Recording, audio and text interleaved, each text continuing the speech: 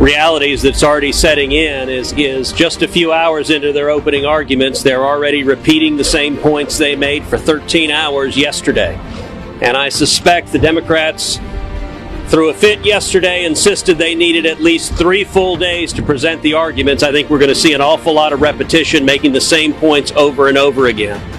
There were 2 things in particular today that I thought were highly notable.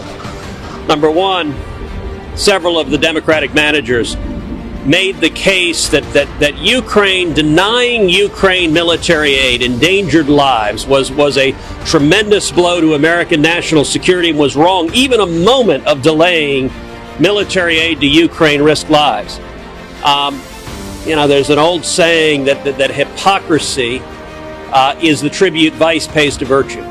And this is a really powerful example, because if there is such a compelling national security interest to give military aid to Ukraine, then what do these House Democrats have to say about the years that Barack Obama refused to give lethal military aid to Ukraine? And in fact, I traveled to Ukraine in 2014, came back and urged Barack Obama to give lethal military aid to Ukraine. The Obama administration refused to do so. Instead, they sent blankets and MREs, but they wouldn't give lethal aid. On the other hand, the Trump administration has given Javelin missiles, has sold Javelin missiles that can take out Russian tanks. And so if the House manager's argument is correct, I guess the consequence is, under their argument, maybe they should have impeached Obama if not giving military aid to Ukraine was a deep threat to U.S. national security.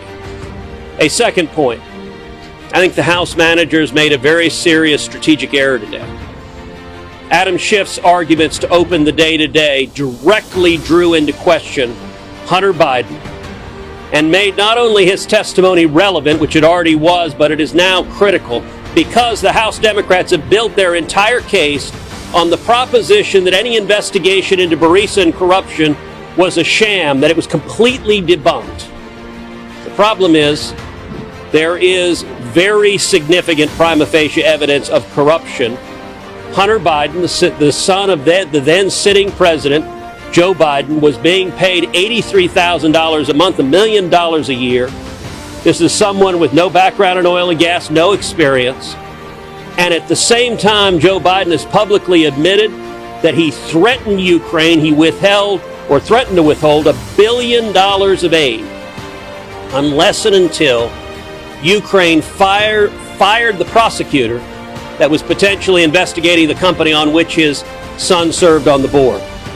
If the House manager's case is based on the allegations of corruption concerning Hunter Biden and Joe Biden being a sham, then it is directly relevant. And I got to say, the need for the Senate to hear the testimony of Hunter Biden and the need for the Senate to grant the White House lawyers the ability to take that testimony has become all the more relevant. One last observation. Yesterday, Representative Nadler threw up great indignation, and he said, out of hundreds of thousands of Ukrainian companies, how can it be that President Trump was just concerned with this one company, Burisma? Well, the obvious answer that the House managers ignore is Burisma was the only Ukrainian company that had the son of the vice president that had real prima facie indications of American corruption. We're not talking about some abstract interest in any sort of corruption that might exist in Ukraine, but if you have a sitting vice president making public policy decisions to benefit his family to the tune of $1 million a year, that raises a serious question of corruption, and a president not only is justified in asking for that to be investigated, but has a responsibility to see that that's investigated. And that was a question not about Ukrainian corruption, but a question about American corruption, and Ukraine being integral in helping investigate whether there was, in fact, American corruption. I think we're going to hear another 2.5 days of arguments from the House Democrats. But the longer they talk at this point, the weaker the case is getting. Senator, you said that will you force a vote by the subpoena on the Biden? The decision on calling witnesses is a decision in the first instance for the parties. and for the party's counsels. And so the question on calling Hunter Biden is going to be a decision for President Trump's lawyers to make initially if they ask to call Hunter Biden. If they ask to call Hunter Biden, if they ask to call the whistleblower, if they ask to call other potentially relevant witnesses, then the Senate will have to make a decision whether to grant that request. I don't think the Senate should force the parties to call witnesses that their lawyers don't make the decision to call.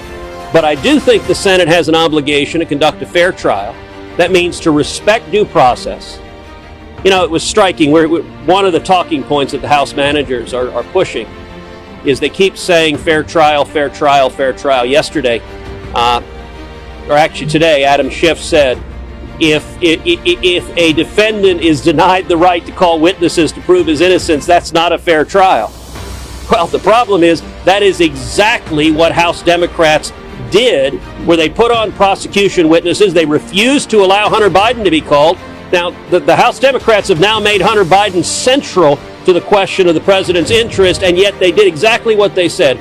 The Senate will do a better job. We will conduct a fair trial, as has been demonstrated this week. We're giving the House Democrats all full opportunity to present their case, but then due process mandates that the president is entitled to full opportunity to present his case, to present his defense, and I look forward to the Senate hearing that.